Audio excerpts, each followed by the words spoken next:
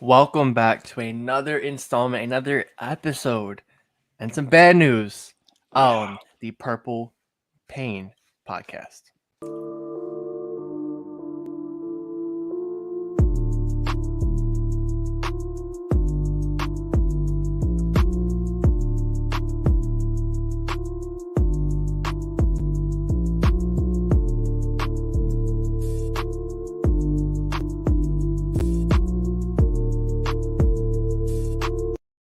Welcome back to another episode of the Purple Rain podcast.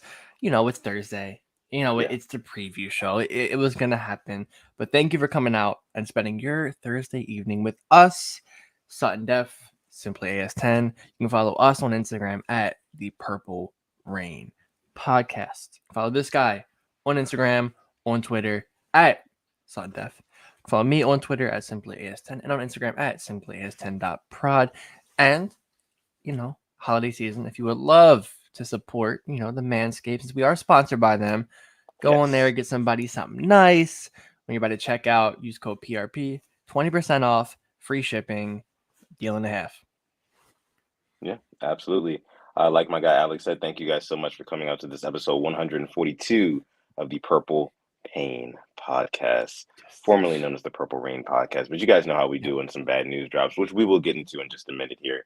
Yeah. But it is the 142nd episode of the show, and each and every episode, you guys know how we do. We bring up the live chat, see who's in here live tonight on this episode. Dre is in here. What's going on, bro? I see Yolanda B is in the building. What's up, Yolanda? I see Huddled Up Films. Our guy Jason is in the building as well. What's going on, bro? Appreciate you for coming through.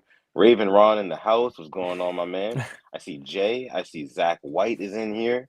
Yeah, I mean, we got the ReignGang is in full effect per usual. Mod K Dog is in the building. Says, "Yo, what's good, ReignGang family on this Friday Eve?" Indeed. Always so consistent with that sentiment. I love it. I love it. Brent Lawrence says Ronnie seemed unsure if he was 100%. I didn't catch Ronnie's interview today. Did you? I saw Harbaugh's and I kind of checked out. I'll be honest with you. Yeah, that's understandable. That's understandable. Got my guy Chike in the building as well as Majin Bull. Majin Bull, Chike, what's going on, fellas? Appreciate you guys for coming through. Zach White is in the house as well. I see DLC. I see Marcel Allen. And you guys are in full effect tonight. Let me scroll down a little bit, get the rest of them. Lisa Ann is in the house. What's going on, Lisa? Appreciate you for coming through. Says, hey, Alex and Sutton Def. I'm not sure about Roquan Smith. Where will he fit in Mike McDonald's defense? Pat Ricard edition. Yes, it's the Pat Ricard episode of the show. Wide receiver 1, Pat Ricard. Yeah. I mean, yeah, at this point, right? Ravens Online Ungatekeeper says, what's good, PRP? What's going on? Appreciate you for coming through, pulling up. Cam is in the building. Cam the Baptist, that is. Yes. Says PRP. What's going on, Cam? Appreciate you for pulling up. Love that. If you're not watching this live right now, it is okay. It's perfectly okay. If you're a part of the hashtag replay gang, thank you guys so much for coming through to this episode of the Purple Rain podcast. Everybody, make sure you like the video. Like the video. Like it. Subscribe to the channel as well. Before we get into any Ravens football talk or anything like that, let's do our moment of silence for the like of the video. So 5 seconds, ready, and go. Like the video.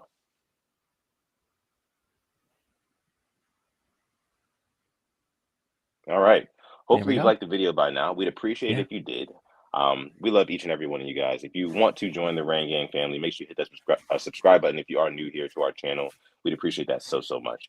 All right, Alex, let's not waste any more time. Black Daniels, what's going on? Black Daniels in the house as well. Appreciate you for coming through. Let's get into what we came here to talk about. So as you guys can see in the title of the video, Rashod Bateman, as announced by head coach John Harbaugh today, is going to be out for the remainder of the season due to him getting a surgery. It was just his personal decision. Him and his family came to a personal decision that it's best for Rashod that he goes ahead and gets this Liz Frank surgery, which will sideline him for the remainder of the season. We will see him next season. So everything that comes after that, Alex, I want to know what was your knee-jerk reaction, your immediate thoughts about the wide receiving core, about Bateman, about the Ravens offense. I want to know what is your reaction to this. And guys, everybody listening right now, put your reactions down below. Whether you're watching live right now, put it in the live chat. If you're part of the hashtag replay gang, put it in the comments. We want to know what you guys think the state of the Ravens is post this news about Rashod Bateman going down for the season. Alex, let's start with you. Okay. I was frustrated, kind of a disappointed, but not surprised because you know how they are with these I words. They love to say it's minor, it's week to week. He'll miss a month IR. He'll be back. Never happens. But when I heard it was Liz Frank, that right there really gave me PTSD because I remember I was on one of Hollywood streams last year when he was still a Raven, and he was mentioning that he was playing his rookie year with it, and even some of his second year, he still wasn't fully 100%. He was fully healthy his third year when we saw him go for 1,000 yards. I know everybody heals differently, but just the recovery process of how this is going to go definitely scares me because we saw Hollywood wasn't even fully healthy after a year. It took pretty much 2 years for him to get fully healthy. That's my biggest takeaway, I guess, is I hope that we take it slow, we take it steady, and hope the recovery process is great because we can all be upset that he's going to be out. Can't change it. Just got to look forward. So I just hope that all goes smoothly because that definitely is lingering in the back of my head because I would not want him to go in his third year, not 100%, and then go into his fourth year where we do have to pick up that option, and are we going to pick it up? We're not going to pick it up since he is a first rounder. So that's definitely my initial reaction. But what was yours? Yeah, I mean, kind of similar. I will admit, I did not think about the fact that, Hollywood Brown was dealing with a similar injury himself or, himself. And he really wasn't good after 1 year. It really took him a good 2 years to get back up to full speed and really be the guy who we thought he could be. And, before he got hurt this season, he was showing out for the Cardinals, Hollywood Brown was. But that's another story for another day. My reaction to Rashod Bateman, or this news that Rashod Bateman is going to be out for the season, I think it really, really puts a hurting on the Ravens' Super Bowl chances. It really does. Because if you think about it, Alex, right now, the Ravens are really back to square one. They're back to square one. I mean, what was the issue in the past couple of, playoff attempts that we had, right? We could not pass the ball when we needed to. We did not have the guys getting the separation. We did not have the guys really stepping up and helping out Lamar where he really needed it. That Titans game where we won the second time, we almost fell behind in that game because of the lack of the passing game. And some of that was on Lamar, but Lamar ended up having to take over, and then the defense kind of brought us home. But I'm here to tell you this. The NFL is a passing league. It's a passing league. And in the playoffs, teams know how to key out the run, take that away from you, and make you pass to the perimeter of the field. Certain teams can do it. Certain teams can't. We have not proved yet that we are one of those teams that we can do that. We can pass the ball all over the field whenever need be. We just have not proved that. So losing a Rashod Bateman, that is going to put a huge dent in things because we saw how he spaced out a defense. How he stretched out the defense. Man, it's sad. It's sad because we were talking about it on the last episode of the Purple Rain Report, man. It's not looking like this draft pick is panning out. No.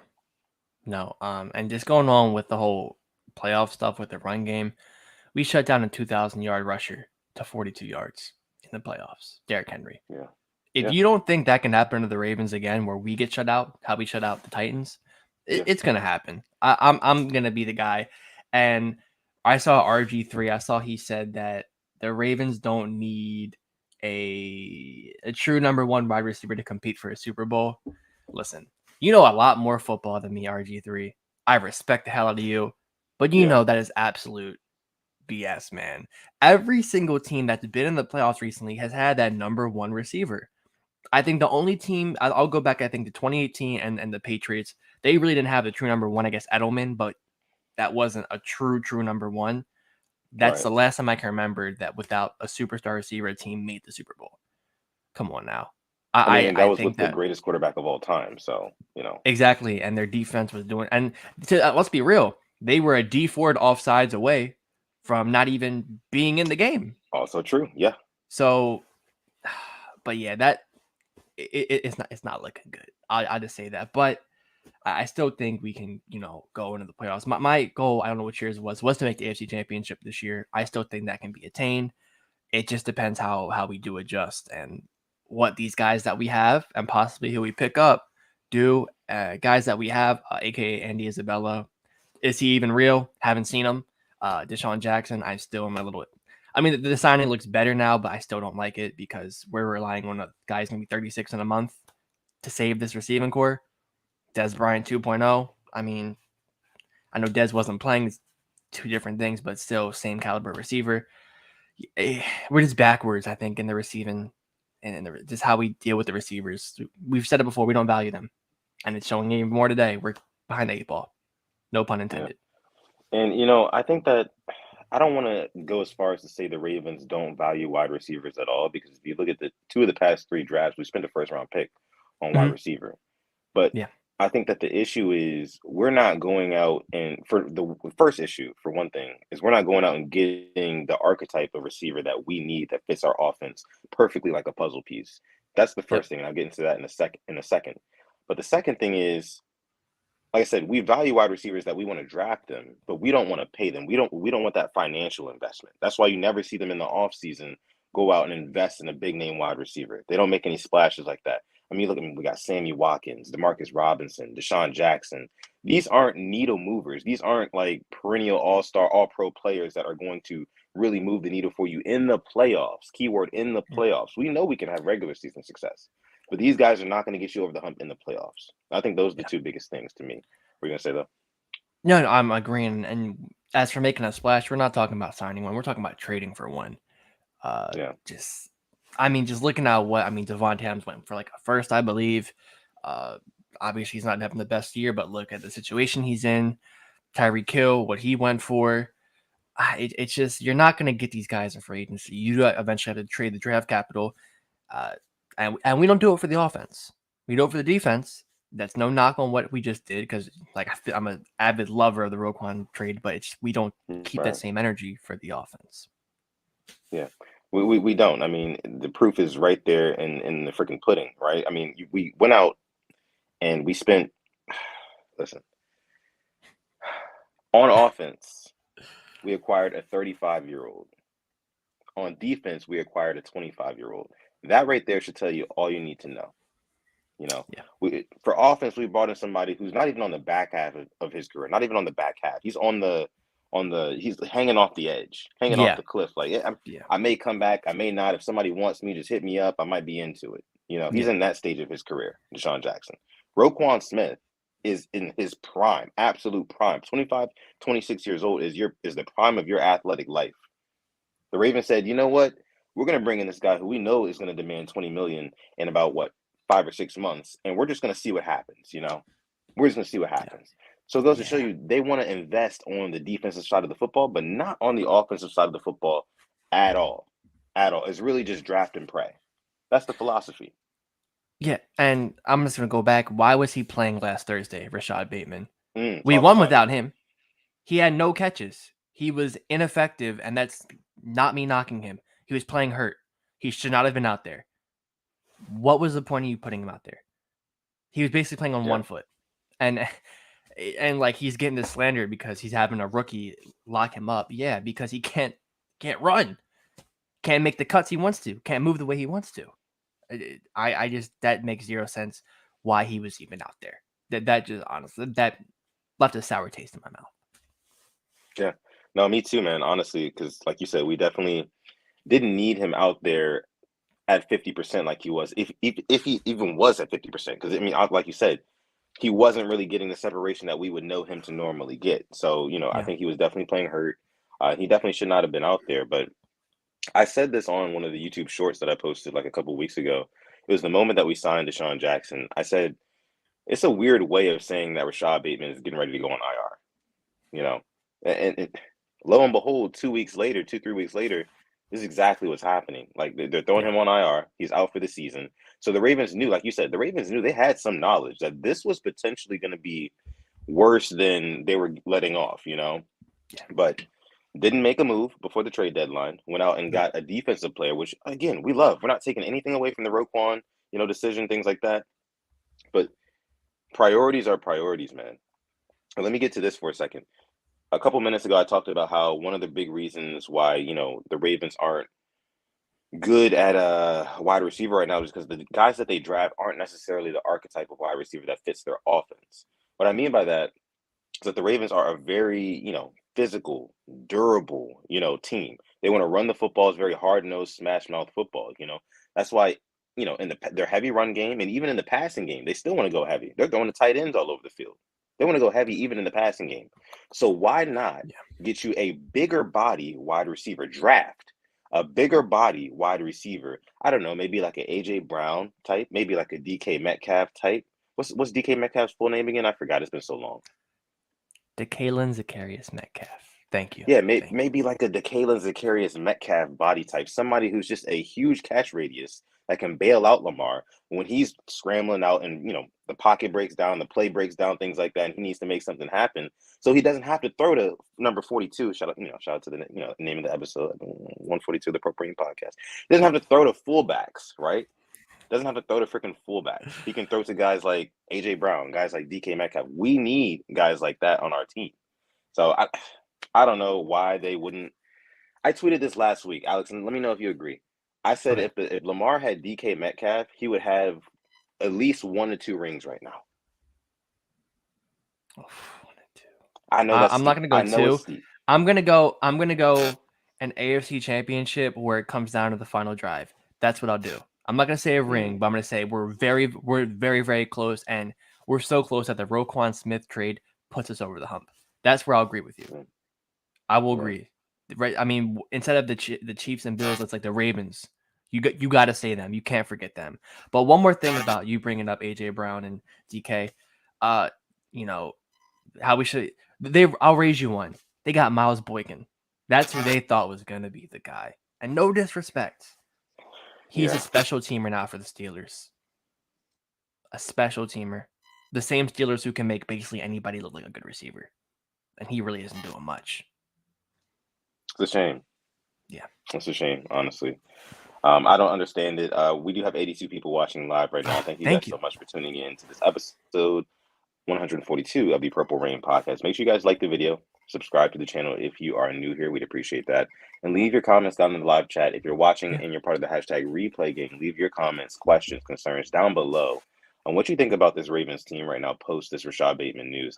Let's take a look at the live chat. Let's see what the live chat is saying about this whole Rashod Bateman stuff. See a couple of you guys saying that I was spitting facts there. Yeah, man. I mean, the wide receiver position, look at Anquan Bolden. That's enough said. Archetype like that. Get him on our team again in some capacity. Let's see. Tandra Bowman says, I agree. Just an elite receiver. We could win it all. Yeah. I think that's the piece. Yeah. We're really just missing that. That's when you look at the Ravens, you say, okay, well, what's their biggest weakness? That's it. The receiver. Yeah. I mean, really, when you're talking about a premier football team that can win a lot of Super Bowls or that can get to multiple Super Bowls, you need 3 things. You need A, a star quarterback, B, a player on defense who can produce tackles for losses or sacks, and 3, you need a star wide receiver. You have those 3 things, that's a formula to a Super Bowl. Those 3 positions right there. And when a couple of teams came to my mind when you said that. One being the Chiefs, the star wide receiver was Tyreek Hill. I think the Bills, when we think of tackles for loss, I think of a Matt Milano. I think of a Jordan Poyer. I mean, they have a hell of a defense. They have playmakers everywhere. And obviously the Rams and the Bucks. That's the teams I think of. Obviously the Bucks and the Rams are looking too hot, but they did win the Super Bowl in previous years when you look back. So that receiver is just the one thing that's missing. Let's see. Casmi G here says EDC has messed up. Should have got Lamar a top tier wide receiver 1 like all the other young top QBs. One thing that's funny is that Kyler Murray has 4 number 1 wide receivers on his team. 4. Oh, name them. At one point in their career, they were number 1s. DeAndre Hopkins, AJ Green, Marquise Brown, Robbie Anderson. At one point, all 4 of those players were number 1 wide receivers for their respective teams. That is insane. Obviously, some aren't at that anymore, but just they're making sure that he has no shortage of weapons. And Zach Ertz. Let me see. Jonathan Washington Jr. here throwing it back says George Pickens was the perfect mold of what a Ravens wide receiver should be. Dude even likes to block, and Ravens passed on him for an edge rusher that's been hurt. Yeah, I remember we both wanted Pickens in the draft. Yeah. I mean, he hasn't lit the world on fire, but just you don't know what he would do here because he's kind of been buried down the depth chart with the Steelers and with a rookie quarterback who's still learning how to play in the NFL. Was with a Mitch Trubisky. You don't know. I mean, it definitely. I would have loved to have him. Just what he brought. I guess the jury's still on Ojabo. I mean, if he goes out there and does his thing, who knows? Who knows at this point? I missed this one. We got a super chat donation. Chike. This one coming from my guy, Chike. Thank you so much, Thank you, Chike. We Chike. appreciate you for coming through, pulling up with the donation, making it rain here on episode 142 of the Purple Rain podcast. Make sure you like the video for Chike, please. He says, what do you guys in the chat think of EDC as a GM? So, yeah, this is a good question. Like, how are we feeling about Eric DeCosta right here, right now? I mean, we've talked about the whole wide receiver stuff, but I think that's just an organization thing. Like, even with Ozzy, he was signing vets, but when he traded for a receiver in Anquan, that thing hit. It was amazing. Yeah. Drafted Torrey in the second round, got Jacoby. Like, that was a time where, like, okay, we had a good core that was challenging, and then getting Steve Smith was one of the few where it's an old guy who had something to prove and was busting his ass every single game. But I mean, drafting wise, he was a scout. I think he's done pretty good in the drafts. I think the 2020 class right now is really showing out. Queen's doing his thing. Harrison is being productive. Matty B came, Broderick Washington. You can't really say enough about them. Duvernay's doing good. Prochet, it's his time, and Geno Stone's making plays. The only draft class that doesn't look good was 2019, which was his first one. Yeah. I mean, but it's like at the premier positions, he hasn't hit on any of those yet. Because, like you said, he wasn't the one who made the decision to draft Lamar Jackson. It was Ozzie Newsome. You know? And you look at what great edge rusher has he produced thus far? Signing Justin Houston. Well, signing Justin Houston, good move. That's definitely a good move. That's for sure. But I don't even think none of us were expecting him to have 6 sacks this year at all. I think I wasn't expecting it at all. Yeah. And then then you look at wide receiver as well. I mean, the 2 wide receivers that he drafted, spent high draft capital on. One of them he traded away. The other one just can't stay on the field. No. So I mean, really losing credibility when it comes to the draft and drafting offensive talent. I will say that. I'm not gonna lie. Yeah. And before Chike's super chat, Raven Ron hit us with one. He said, "Likely and Duvernay need to put on their Superman capes." Yeah, I think it's their time to step up now. Yeah, Duvernay is now our wide receiver 1, who was our wide receiver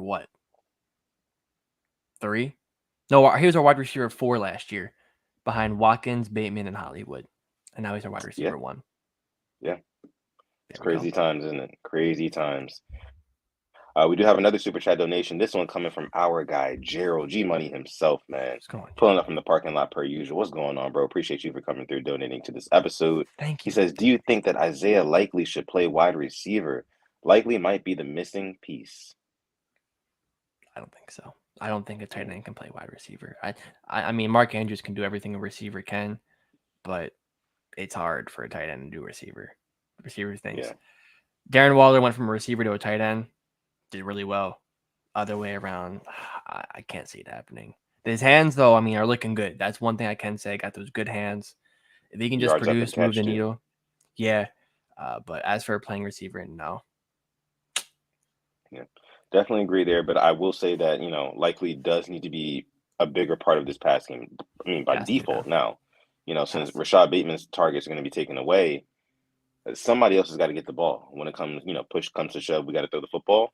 I want to see Likely step up and get those opportunities for sure. Yeah. Okay, so let's go ahead and let me see just a couple more things you guys are saying in here. Chike says Jason Pierre-Paul is another good move by EDC. Like what I've been seeing from him so far.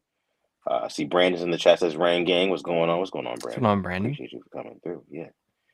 Jonathan Washington Jr. says the fact that we've had so many chances to trade, sign, or draft a difference maker at a wide receiver, and we've passed up every time.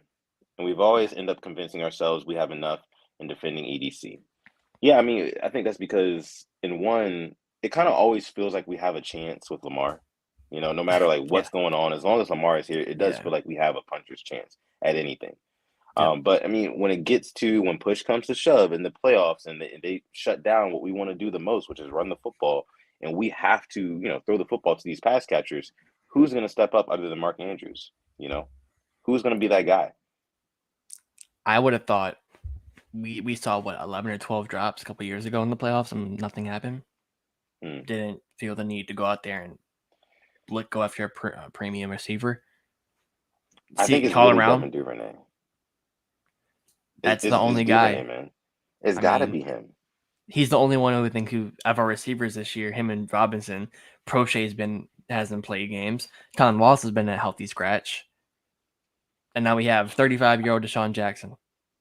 I'm just thinking like, if there was a let's just think hypothetically speaking, right? Let's look into our crystal ball right now, Alex, and the rest of the ReignGang. Let's fast forward to January, right? Let's say the Ravens are in a wild card matchup with the the Titans, right? And it's coming down to the fourth quarter. The teams are neck and neck. Our run game's not really producing that much. We're shutting down their run game. It's really coming down to which passing game can bring the game home for their respective team. What receiver do you have stepping up in that third and fourth quarter, making contested catches, getting yards after the catch, getting clutch first downs, key catch? What guy is the announcer going to be calling his name? Is it going to be Devin Duvernay has really came on? Is it going to be DeMarcus Robinson? Oh my God, is it going to be James Proche? Who is it going to be? Because I know they're going to key out Mark Andrews. So who is it going to be? Who's most likely to get that call?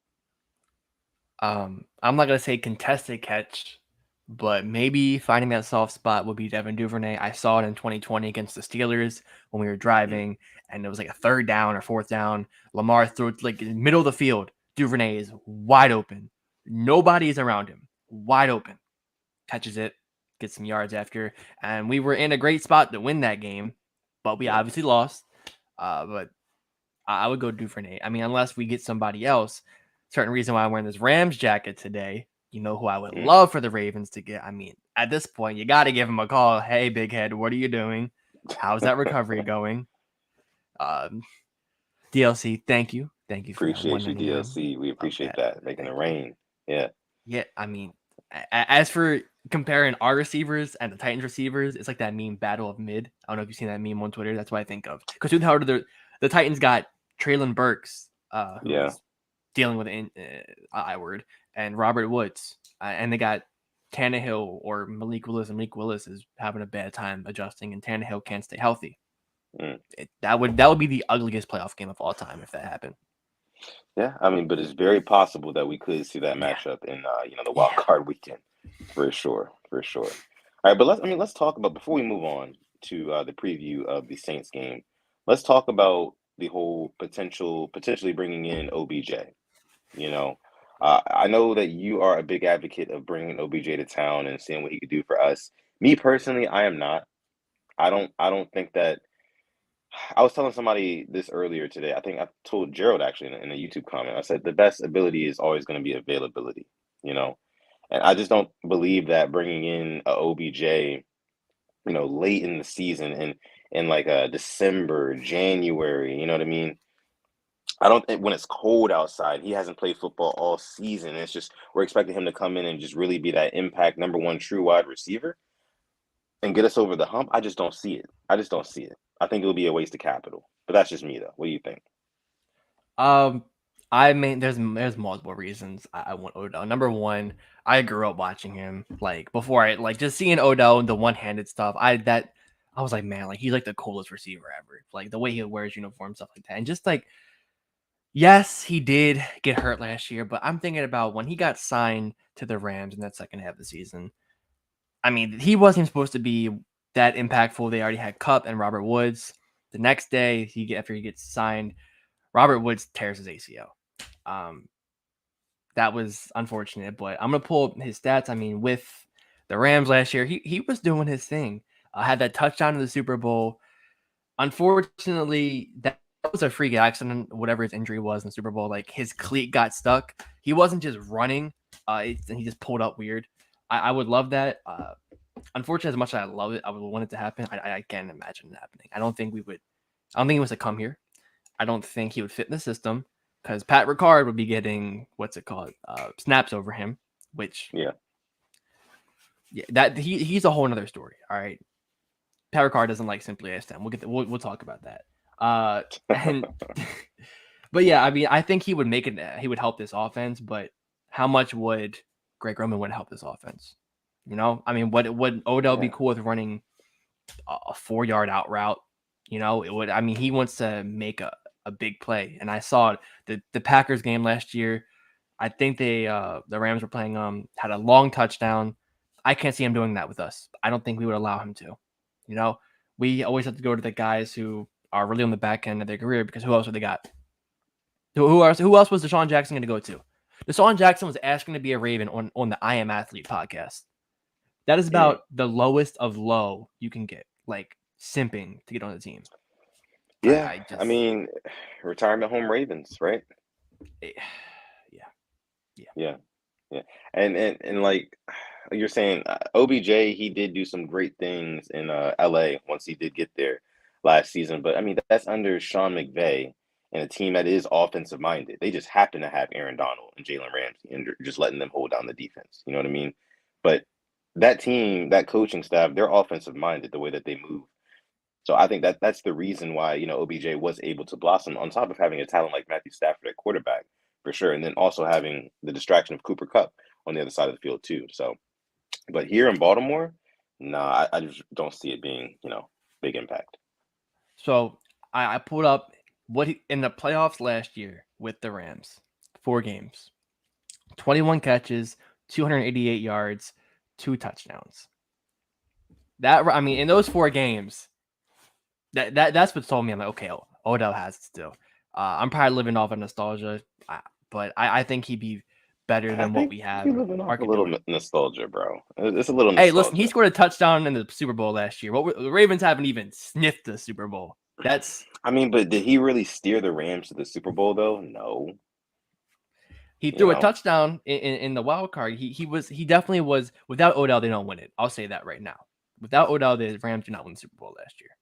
And that might be bold, but Cooper Kupp, he won the MVP, but when Odell went out, the Rams were struggling to move the ball. Ben Skoranek wasn't doing anything. Even if he comes here, I don't know. I just want Odell. That's my final point. Man, yeah. I got you. I got you there. Let's see what the chat is saying here in the live chat. If you're not watching live, go ahead and comment down below. We'd appreciate that. You're part of the hashtag replay gang. The Don says, I wonder if Roquan Smith can run a route and catch the football. I mean, if he wants $20 million a year, then shoot, we might have to try him out there too, right? Yeah. Let me see. Chike says, nope, no need to get OBJ. Guy is too injury prone, tore both his ACLs and both his knees. Also, my preference is to fire EDC and get Ozzie Newsome back, and then get Sean Payton as our head coach. That's interesting. I have a couple of things. Deshaun Jackson injury prone as well. I'll get that out the way. Deshaun Jackson, very injury prone. Ozzie Newsome is not coming back, and Sean Payton is a bigger choker than he's probably he chokes a lot as a coach. So just to all of that, I don't know how I can get behind it. Yeah. Definitely don't want OBJ. Hell, I didn't want Deshaun Jackson either. So, let's see.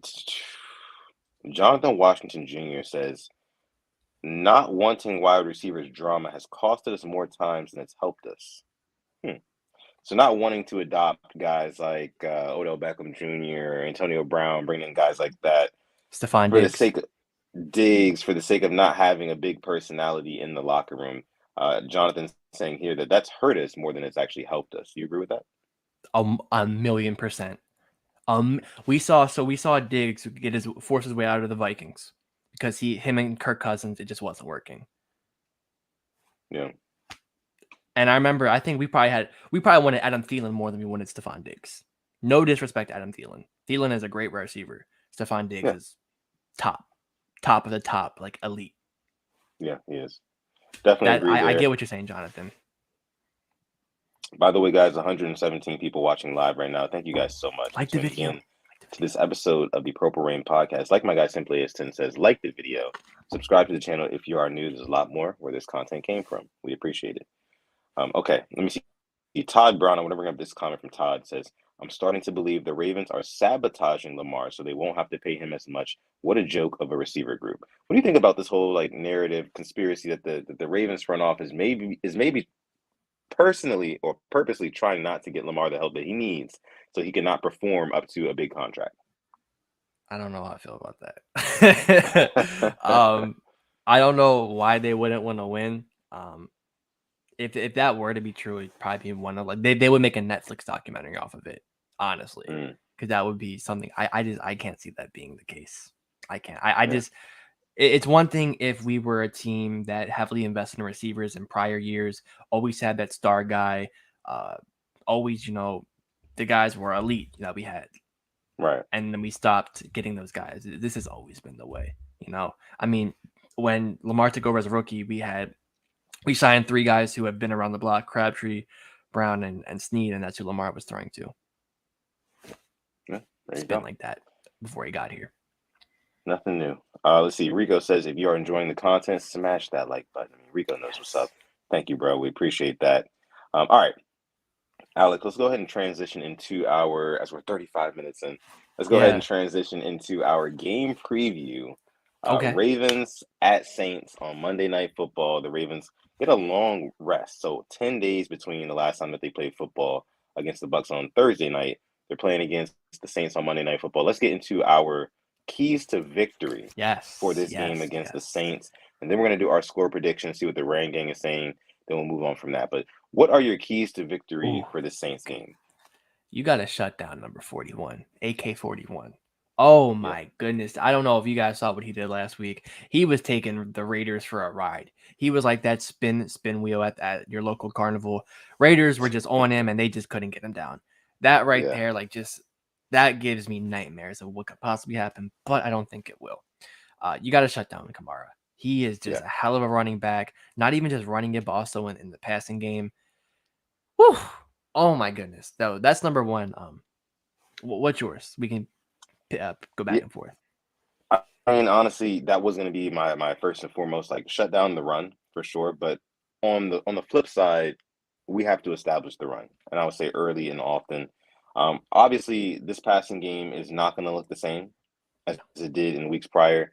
When we did have Bateman in the lineup, so I feel like it's very important for us to establish the likes of Gus Edwards, Kenyon Drake, Justice Hill. I want to see Justice Hill get a rhythm early, like give him snaps earlier in the game, get him going, because when he's gotten the football, minus that one fumble that he had a couple weeks ago against the Browns, he's been very good, very explosive, always making the first man miss, or at least on most occasions, and scoring out for an extra 3, 4, 5 yards. We love that. We want to see more of that. So I think that one of my keys to victory is going to be get the running game going early, and I want to see Justice Hill get into a rhythm. Do not get him out there starting in the third, fourth quarter. That's just me. That's how mistakes happen. I agree with you. For me, number 2 is let's make Andy Dalton uncomfortable. I know we all have we know what Andy Dalton has done to us before. Thankfully, the last time we played him was on a Tuesday night in Baltimore when he was a Dallas Cowboy in 2020. Oh, man, we made his life hell. But he still had some pretty good throws against us. Was cooking us a little bit, not going to lie. He likes to get the ball out quick. I think this is going to be great for our pass rush. I mean, maybe we see some Bowser, some Ojabo. We have JPP. We have Owe. We have Houston. Let's make him uncomfortable. I don't care. I know he's not wearing the Bengals orange, but we know what he can do. He's kind of like a Joe Flacco. Like he may have just thrown 5 interceptions in a game before, but you can best believe when we play him, I will be worried. But we know what he can do. So that right there, I mean, they are going to be missing Michael Thomas. He's on the IR, out for the season. Let's make Dalton uncomfortable. Get to him, hit him, and cut out the short intermediate throws because he loves them. Yeah. I mean, and the Saints pass protection is right about middle of the pack right now. It's not great. It's not bad either. So I think it's going to be a pretty good test for our our pass rush. I don't think David Ojabo is going to play, honestly. Based off of what he said a couple of days ago in his interviews, I think he's probably going to come back after the bye week. That would be my guess. But Tyus Bowser, I do expect him to suit up. It'll be very interesting to see what he brings to the table in this defense with Mike McDonald. Roquan Smith, listen, man.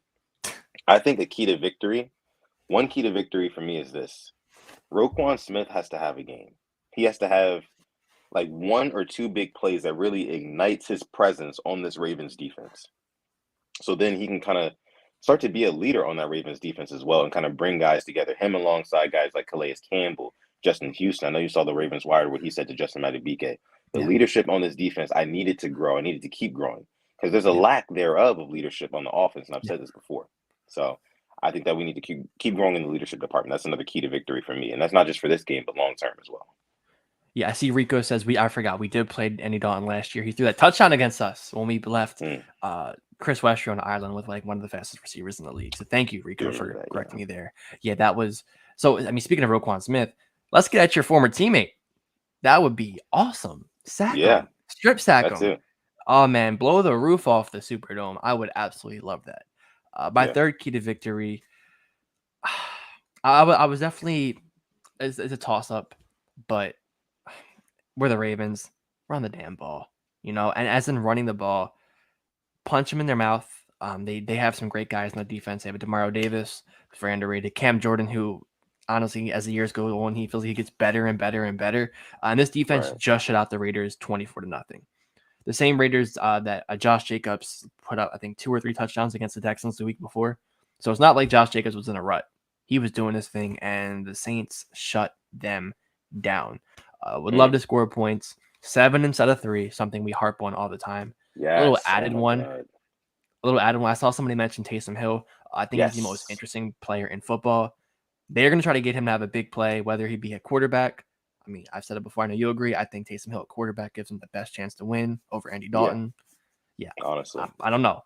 I think they play better when he's – but, oh, man, he can get that play that can really change the momentum. We could be up 14-0, and Taysom Hill could have a big run. It takes the momentum away, so we got to keep an eye on him. Thank you, Adam. Yeah, thank you, Adam. I think it's going to be a really big game for and we'll get to the Super Chat donation in a second.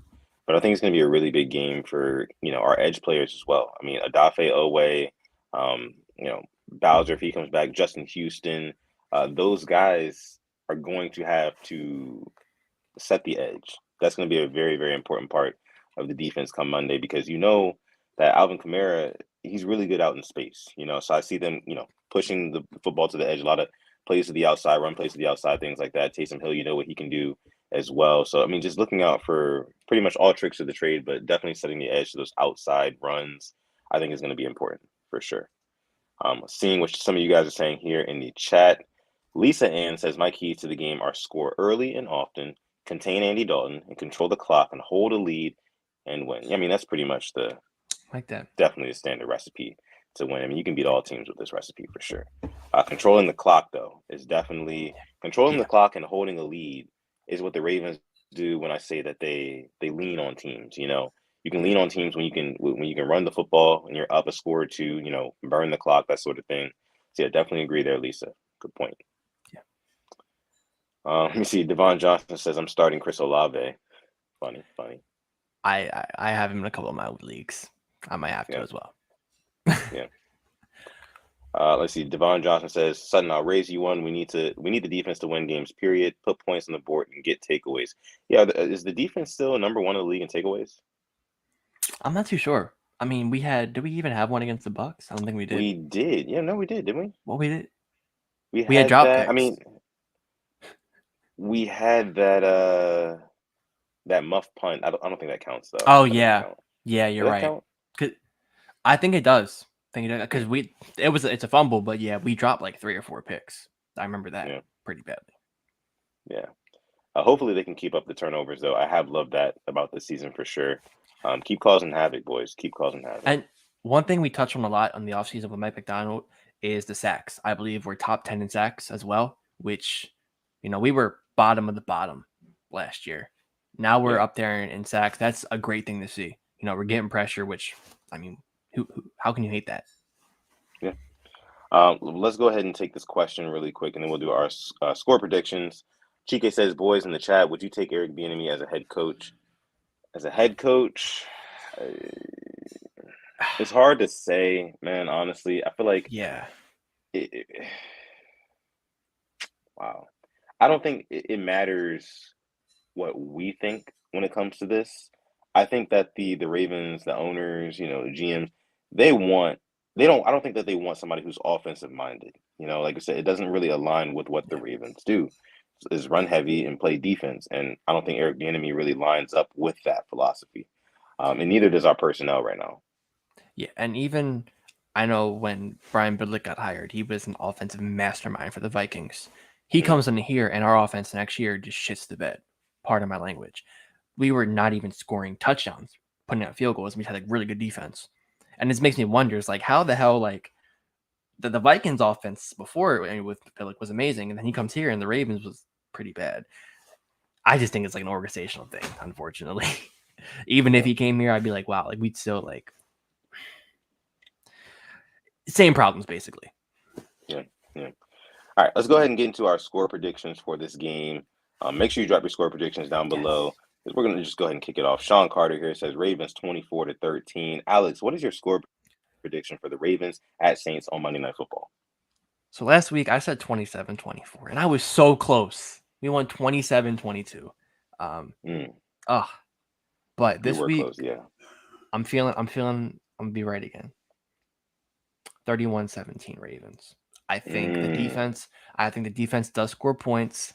Devon, I'm right there with you. I think we get either a pick six or a fumble six, one of the two. I think it's gonna be a nice game, nice little run game. I think Mike Davis gets a touchdown. That's how weird I'm feeling. Let's get weird. A Mike Davis touchdown. That would be kind of odd, honestly. Yeah. We're in New Orleans, considering we have not seen him. Let's do it. Yeah. I think the game is going to be just a tad bit closer than that. Okay. I think that the game ends up being 27-20 in favor of the Ravens. So 7-point ball game in favor of the Ravens. I just don't really see this offense right now exploding and putting up, just kind of breaking a game open, through the air, through the ground. I just don't see it. With the lack of Rashod Bateman, that really hurts the explosiveness of this offense.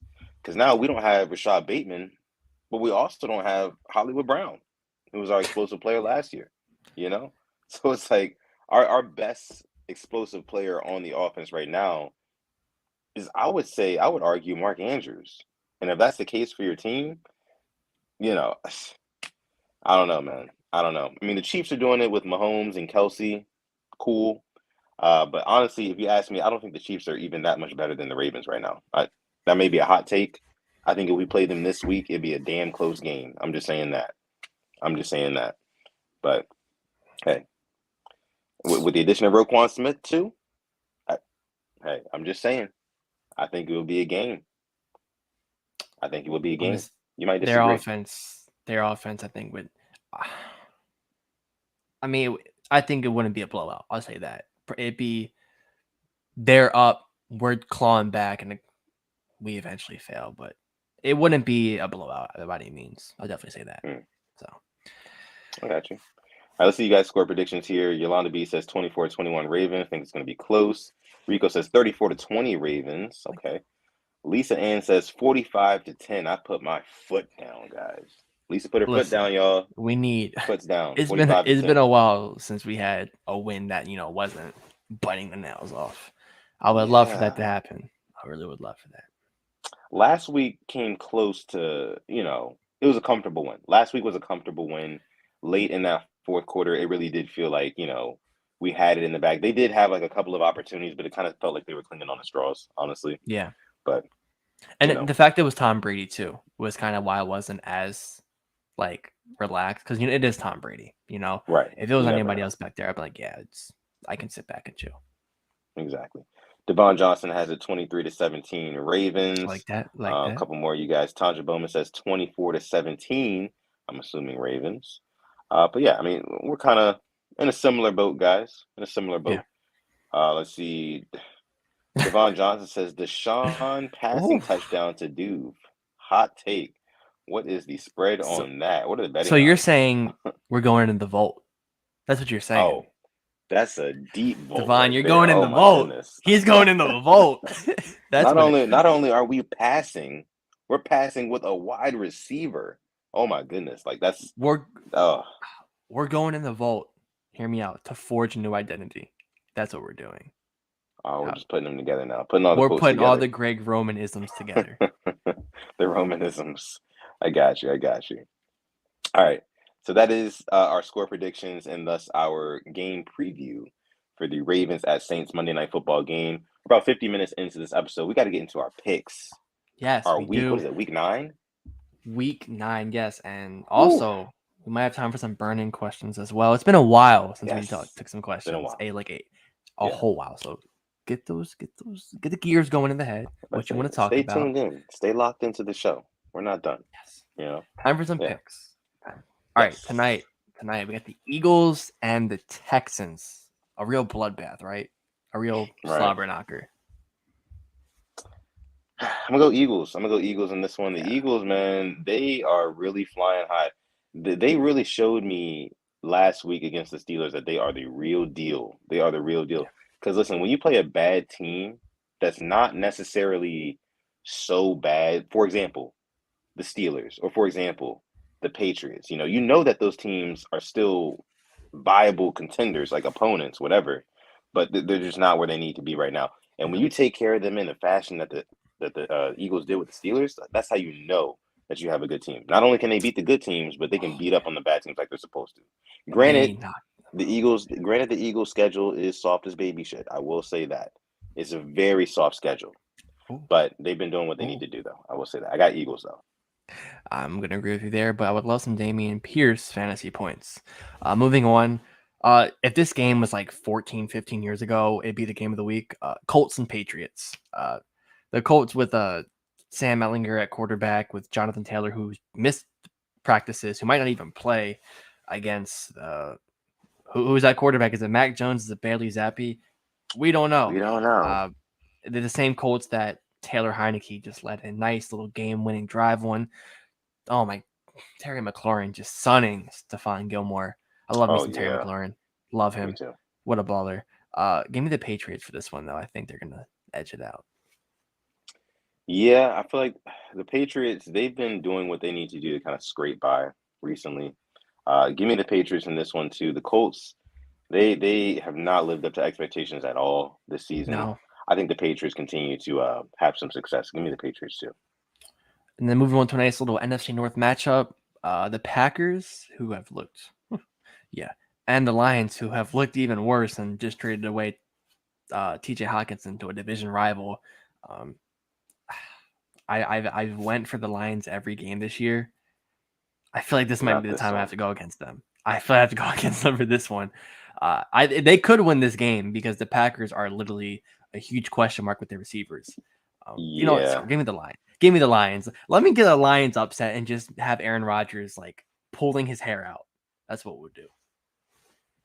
I actually agree with you on this one. I'm gonna go with the Lions too. I feel like the Packers are they're unraveling. They're falling apart. 4 straight losses. And that franchise, they just paid Aaron Rodgers a boatload of money to now where they're in prison with him alongside. Yep. Handcuffed together, throw away the key with Aaron Rodgers at this point. So I think they're unraveling. Their receiving talent is not where it needs to be at all. The defense has not lived up to expectations either this year. So yeah, give me the Lions and all their pride that they have. I think that they take that one at home. Yeah. And then going to the next one, I think this is probably one of the games I know I won't keep an eye on, but it's the Chargers and the Falcons. The same Falcons they're on a 2-game winning streak, though. I'll give them that. They won ugly last. The whole Panthers debacle. What an ending that was. God, if only the Panthers kicker could make a damn extra point or field goal, whatever. Or DJ Moore not take off his helmet. Yeah, that too. Which I feel bad for him because they said it shouldn't have been a penalty. They came out and said that, but it's over. But this is kind of an interesting game because the Chargers really haven't. They haven't really lived up. Yeah, exactly. No. And everybody's talking about Justin Herbert before the season and everything. Yeah. But you know what? Give me the Falcons. Give me the Lions and Falcons being upsets this week. I honestly can see the Falcons winning this game. And the Chargers going in full what the hell? Yeah. No, I do think the Chargers bounce back. I think they take care of the Falcons in this one. Give me the Chargers for sure.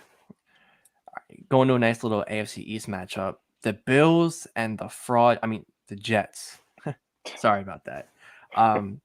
Give me the Bills. I think the Jets are about to get a nice slap of reality. Yeah, for sure. For sure. Give me the Bills in that one. Zach Wilson.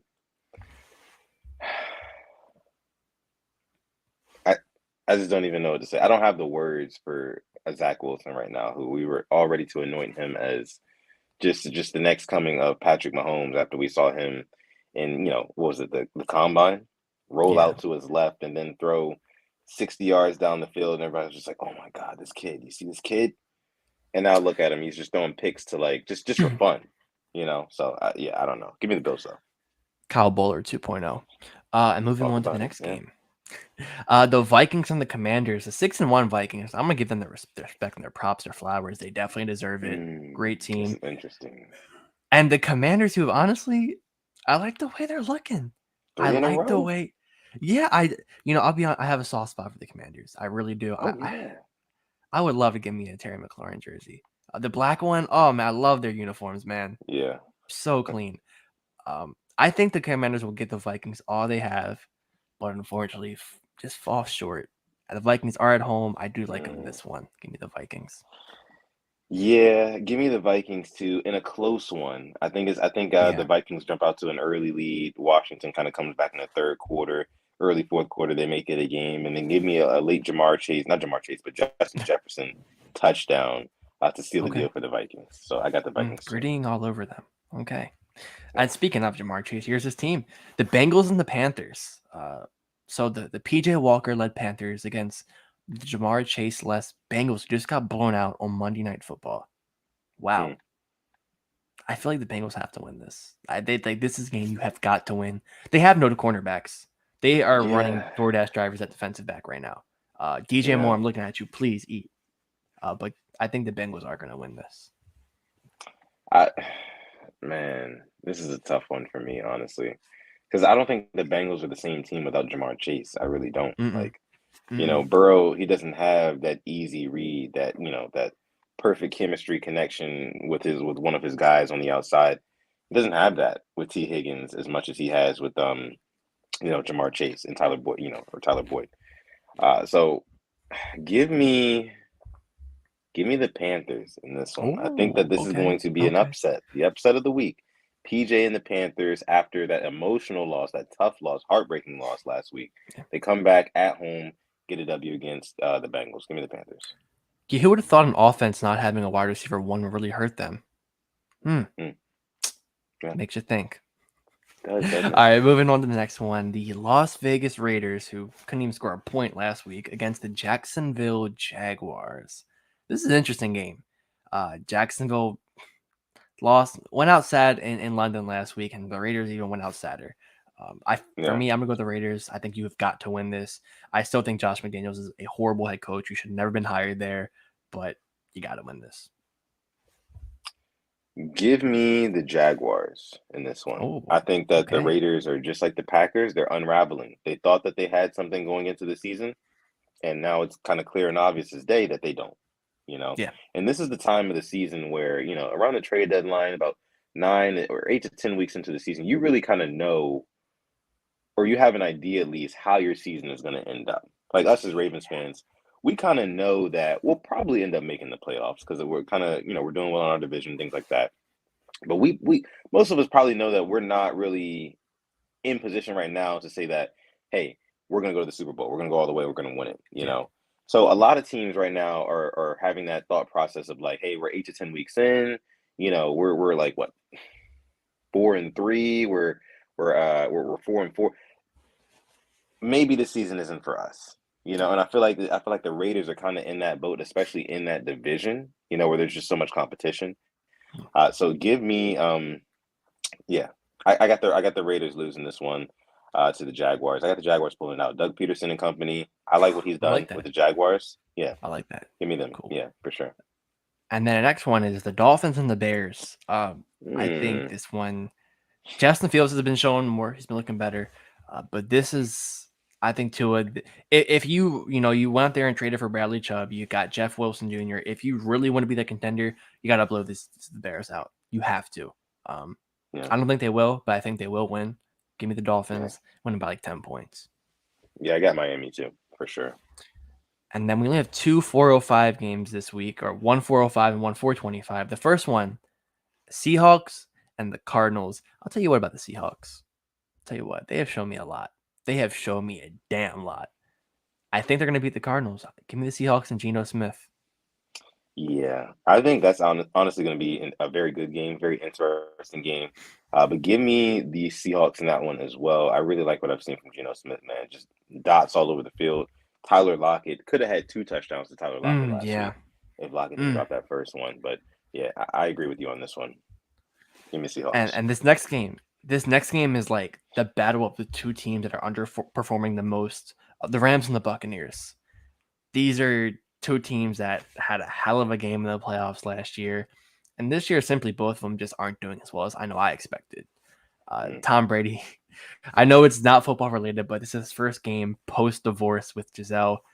Tom, you got to have, what is the name for it?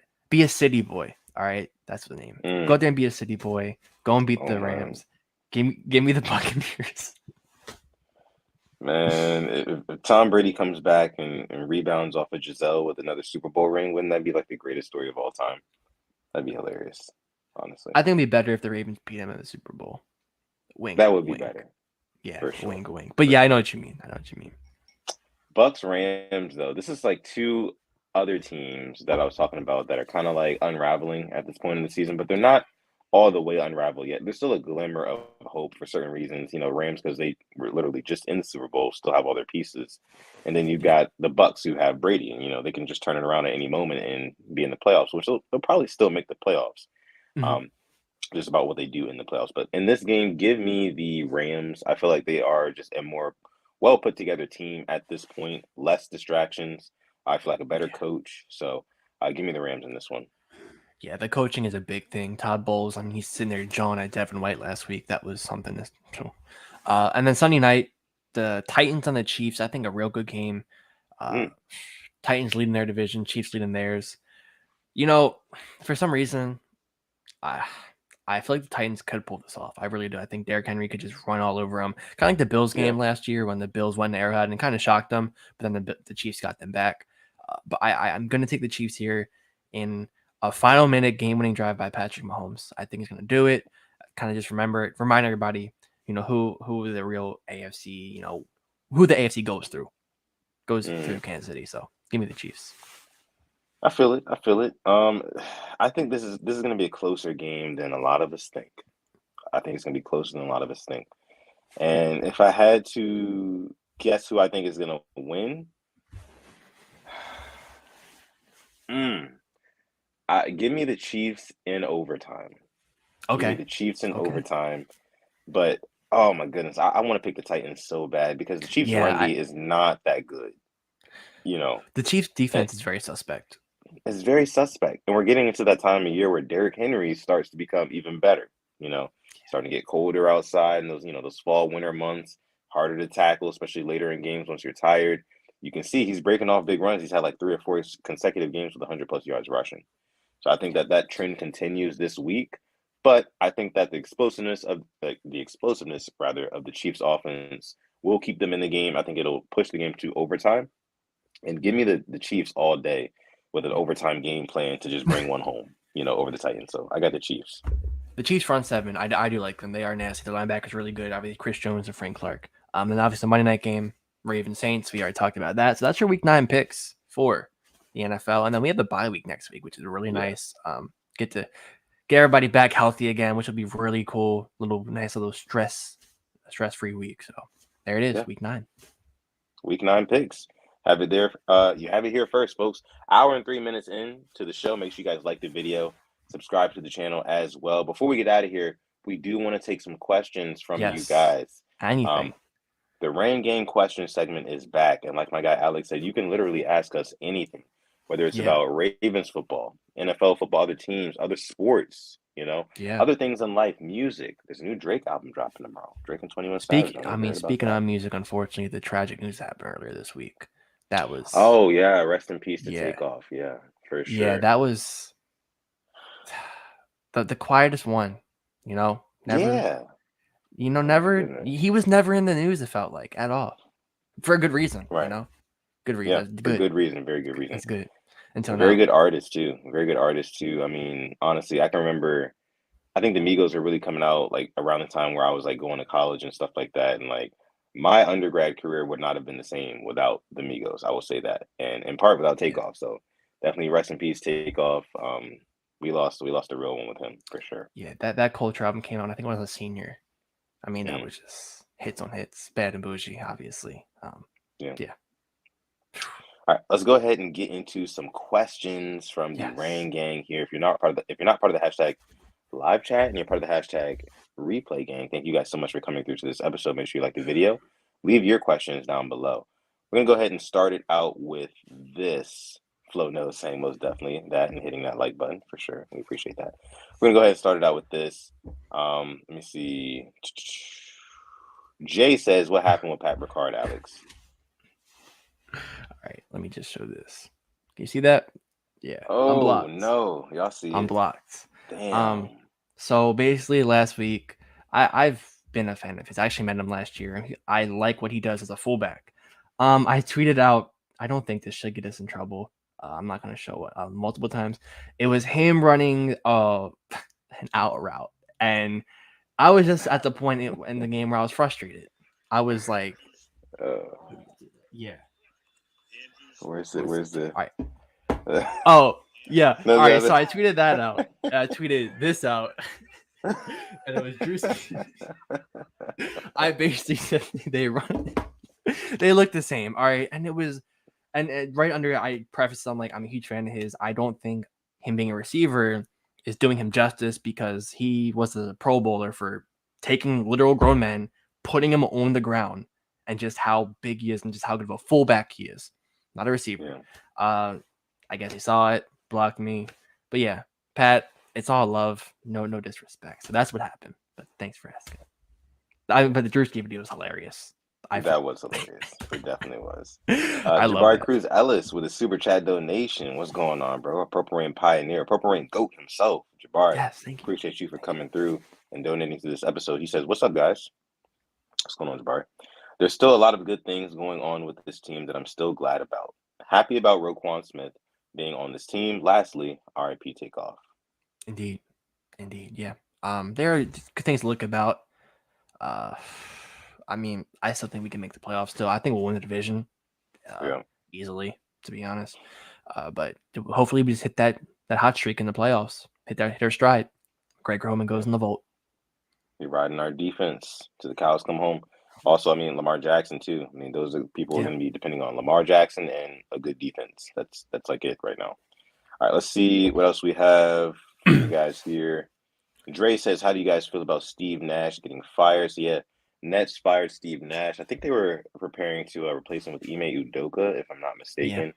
But Steve Nash getting fired, it was kind of like a foregone conclusion that he was going to be gone because, you know, the star players on that team don't respect him as a head coach. KD and Kyrie, they kind of just went to Brooklyn so they can kind of do their own thing, you know. And, I mean, Kyrie literally said it himself, like, I feel like we don't need a head coach, you know. We know basketball. We can go out there. We can just hoop, you know, and you can see that hasn't really worked in the past 2 years. But, you know, Steve Nash wasn't the best coach anyway, so. No. Yeah. I mean, I thought it was going to happen way before when it happened. I wasn't like, usually with some firings, I'm surprised. I wasn't surprised at all. I mean, I thought he was going to get fired after they got swept last year, but it was going to happen either way. Let's see. Winston Cortero says, "Are you guys fans of One Piece, the anime?"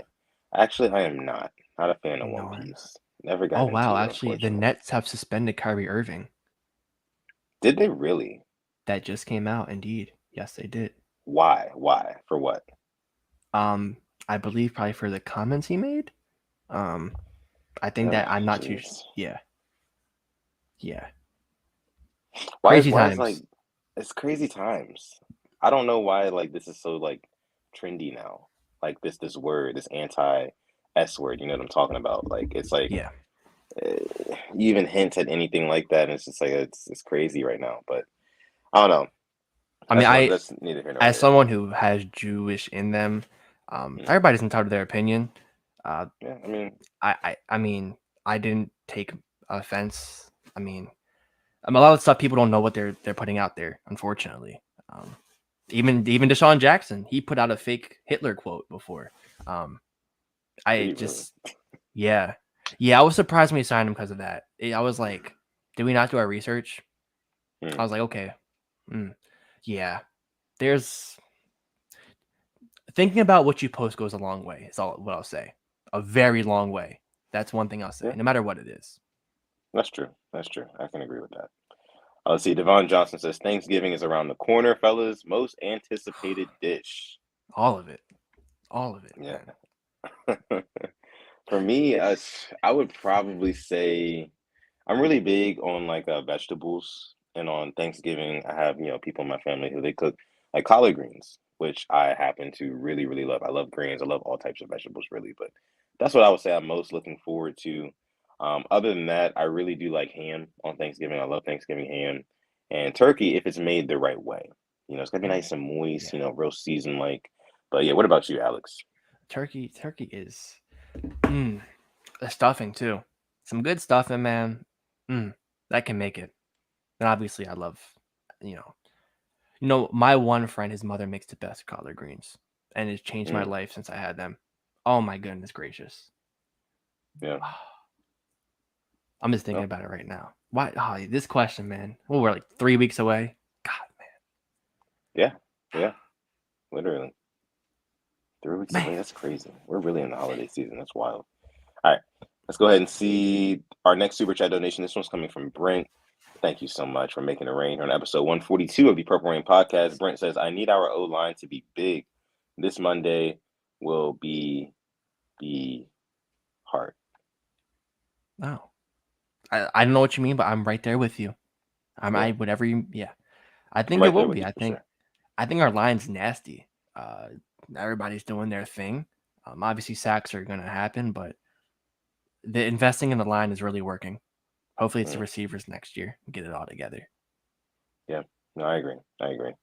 O-line has definitely been doing his job for sure. To this point in the season, I think we're second in the league in pass protection, which is insane. I just wish we had some more weapons to go with that. And part of me wishes that the scheme would allow for Lamar to have more open looks. Then another part of me wishes that Lamar would, take those open looks sometimes. But that's neither here nor there. We'll see what happens the rest of the season. But thank you so much again for your super chat donation. Let's see. I see Robert T. Lewis says, this is going to be crazy to say. If Giro wants to be a head coach, should he use his fast and quick talent turn into college-style spread offense? And one thing we talked about is getting Lamar into a rhythm, like just fast. And his offense works when it's fast and quick. And it's like, it's funny because sometimes it's the complete opposite. We're getting the line of scrimmage with how much time on the play clock? 1 second, 2, 1. Right. So I think that would actually work, Robert. Obviously, we're not offensive gurus, but from what we've seen, I think it could work. Yeah. Let me see. Mod K-Dog giving some words of wisdom here says, as an older guy, I've learned that words cannot hurt you. If someone says some dumb shit, my attitude is they do not mean enough to me to even get me mad. I agree with this. I agree with this 100%, K-Dog. You got to have tough skin in this life, Sticks and stones, they may break my bones, but words, they will never hurt me. You know what I mean? Especially coming from, celebrities who really don't have as much influence or impact as you might think, Right. But right. Definitely agree with K-Dog here, for sure. And one thing also I've learned is this. Everybody has an opinion. If you don't like it, you don't have to let it ruin your day. At the end of the day, they're just like us. We're normal people. Yeah. We're all talented at something. Just their talents put them, whoever it is. So be you. Yeah. Right. Exactly. Those are words of wisdom from Mod K-Dog, Simply S10, and at Sutton Def. We're going to go ahead and leave it there for this episode of the Purple Rain Podcast, episode 142. Thank all of you guys for coming through to this episode. If you're part of the hashtag Replay Gang, you watch all the way through or listen. Thank you so much. You have a special place in our hearts. We'd appreciate that. Let's see. Like the video, subscribe to the channel as well, and make sure you follow us on Instagram at the Purple Rain Podcast, like you see down below. You can follow me on Twitter or Instagram at Sutton Def, just like you see down below again. And one more time, you can see Simply S10 on Twitter for my guy Alex, and on Instagram, Simply S10.prod. And with that being said, thank you guys so much again for coming out to this episode. I'm going to let my guy Alex take us out. Thank you for coming through to another episode, another installment of the Purple Rain Podcast. Not sure how it's going to work. Oh, yeah, next Monday, I have class. Might have to skip that one. We'll see. It's the Ravens game. But thank you for coming through. And hopefully next time we're back here with a nice victory, good vibes, good all that. But as always, stay positive, test negative. One more thing. Yeah, and never, ever, ever forget to call God. This has been episode 142 of the Purple Rain